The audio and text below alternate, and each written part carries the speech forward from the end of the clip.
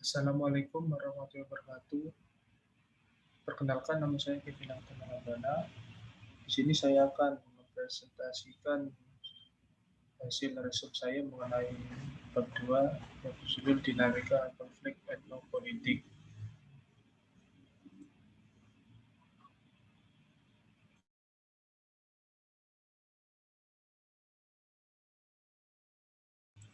Yang pertama adalah dimensi konstelasi konflik etnopolitik.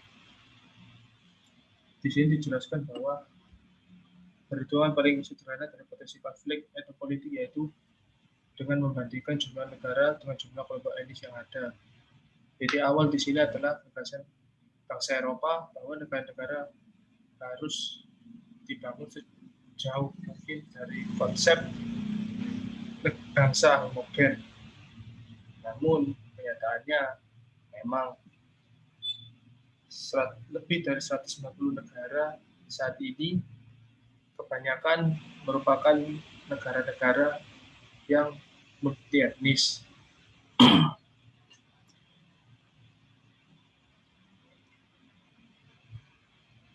Dalam upaya membangun keanggotaan etnis, pendekatan yang digunakan adalah pendekatan minoritas berisiko.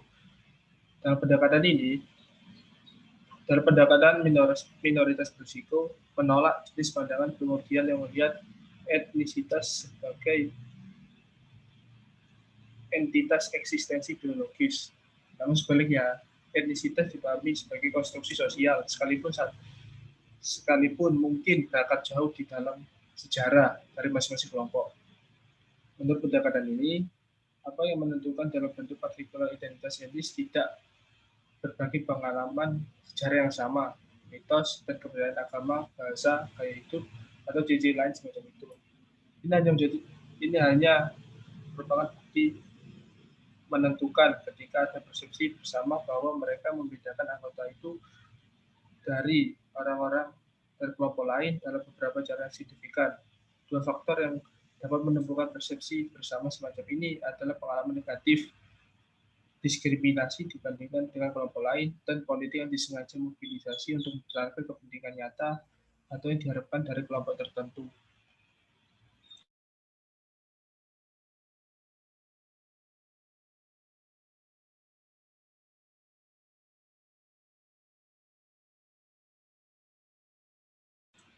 Lima aspek dinamika konflik etnopolitik. Dalam PPT ini, yang pertama adalah pihak-pihak bertentangan, bagaimana pengaruh politik dan pengalaman kolektif dengan gagasan merasa semenanggungan. Dan yang kedua, hubungan antara pihak-pihak yang bertentangan, hubungan asimetris antara aktor masyarakat dan sifat hubungan statis dengan negara. Dan yang ketiga, masalah dalam sengketa, identitas dan kepentingan. Dan yang keempat, dinamika ekskalasi, konsekuensi personalisasi, penyederhanaan, ancaman dan kekerasan. Dan yang terakhir, sikap para pemangku jabatan terhadap konflik antara polarisasi dan transformasi.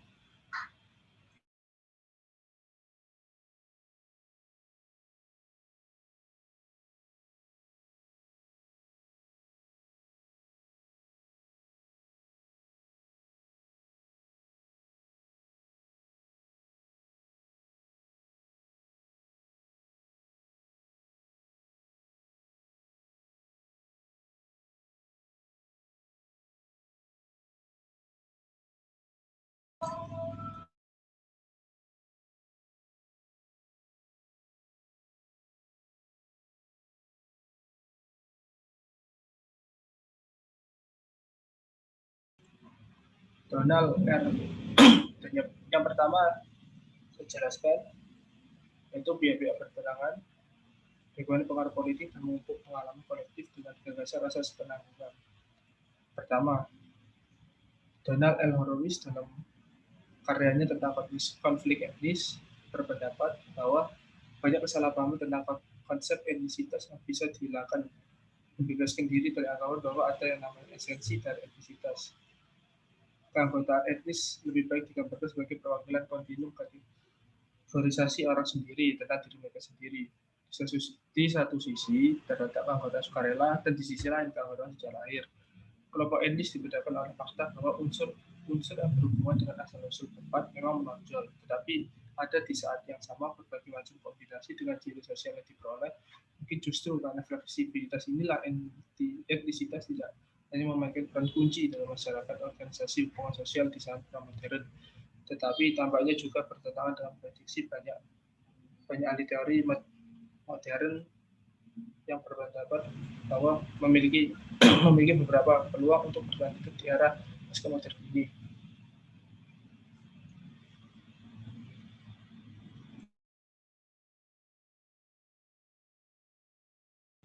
Selanjutnya penjelasan yang poin nomor 2, salah satu ciri dasar ini pada sebagian besar konflik etnopolitik adalah asimetris mereka.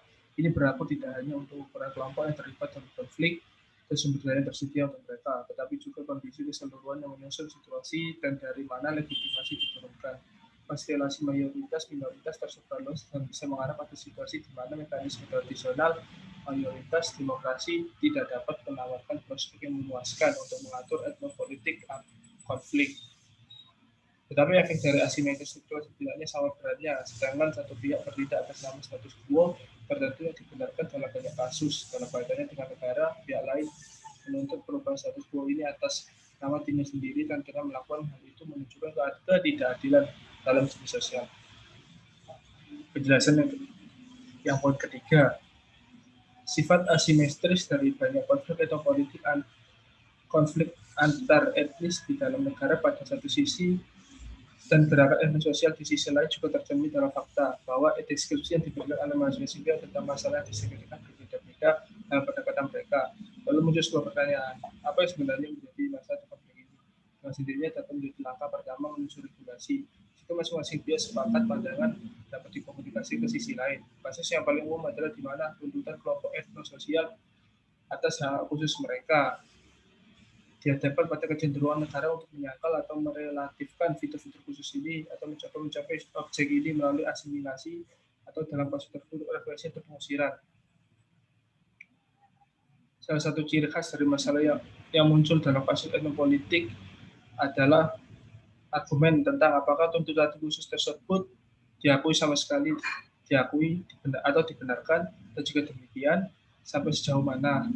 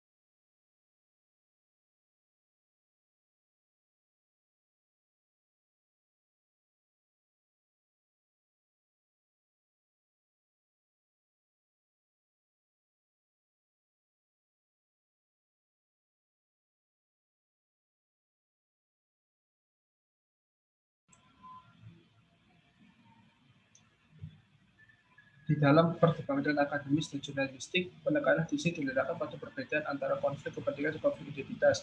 Bahwa benturan kepentingan pada dasarnya dapat ditangani dengan meningkatkan minat, mencapai kompromi secara bersama,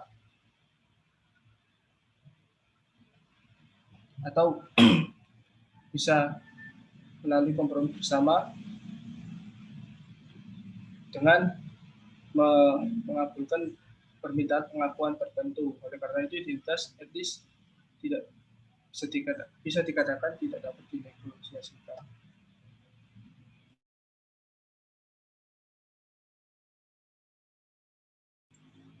Dan poin penjelasan yang keempat, dinamika eskalasi. Yang penjelasan poin keempat, konflik etnopolitik biasanya berkembang dalam periode yang sangat lama, mungkin berlangsung selama beberapa dekade, bahkan bisa berapa abad.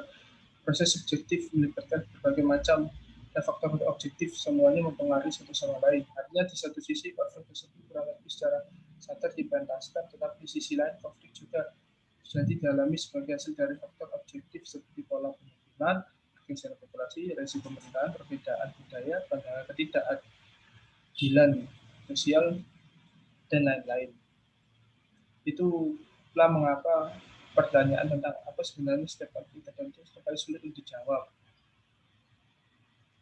Dan yang poin terakhir, atau poin kelima, dalam hubungan ini, ciri khas dari perselisihan tentang politik adalah seperti yang telah disebutkan beberapa kali, yaitu asimetri. Sementara satu pihak melihat apa yang dilihatnya dianggap sebagai konflik tentang perubahan sistem, pihak lain melihat paling banyak perlu melakukan sedikit penyesuaian dalam beberapa sistem yang ada. Selain itu, harus dikatakan bahwa para pihak negara bersatu dalam skeptisisme mereka, dan jika bukan penolakan, model regulasi konflik umum juga jenis tertentu. Bahkan untuk sisi yang lebih lemah mencapai perbaikan pada posisi sendiri yang merupakan fokus utama. Para pihak yang berselisih jarang memperhatikan reformasi struktural yang mungkin saja terjadi, memberikan kontribusi umum untuk mengorganisir hidup berdampingan menjadi secara damai. Skema dicontohkan di banyak negara yang baru-baru ini muncul di Eropa Timur atau negara-negara yang lepas dari Uni Soviet. Hampir negara-negara tersebut tidak pernah lepas terjerat dari konflik yang berdimensi etnopolitik.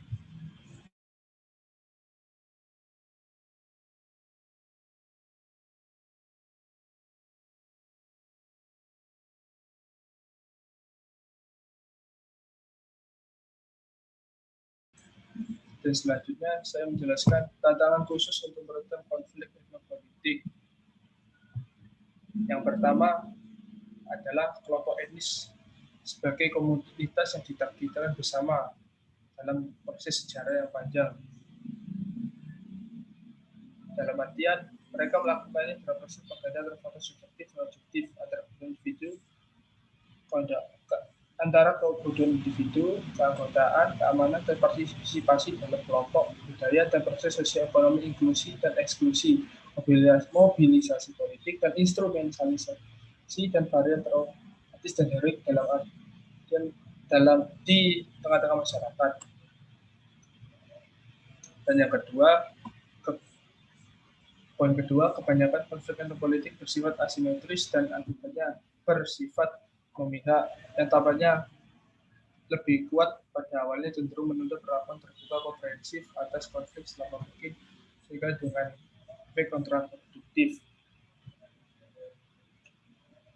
Demi intervensi yang adil dan langsung, resolusi konflik dengan dapat berarti pemberdayaan terlepas dari fakta.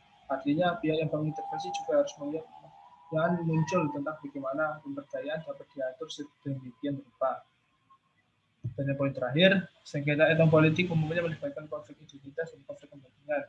Pada tingkat rasional, cara dan sarana harus demikian ditemukan untuk memenuhi kebutuhan akan pengakuan atas identitas kolektif tertentu dari pihak-pihak yang terlibat sedemikian rupa, sehingga pengakuan dari satu sisi tidak muncul sebagai ancaman bagi yang lain.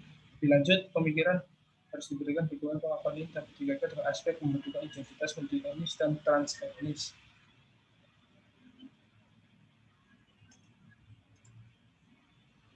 Sekian dari penjelasan presentasi saya tadi. Apabila ada kekurangan, salah kata, saya meminta maaf. Dan juga berhubung ini besok memasuki Hari Raya Idul Fitri, dalam kesempatan ini pula saya mengucapkan minal aidin wal faidin, mohon maaf lahir dan batin. Akhir kata, wassalamualaikum warahmatullahi wabarakatuh.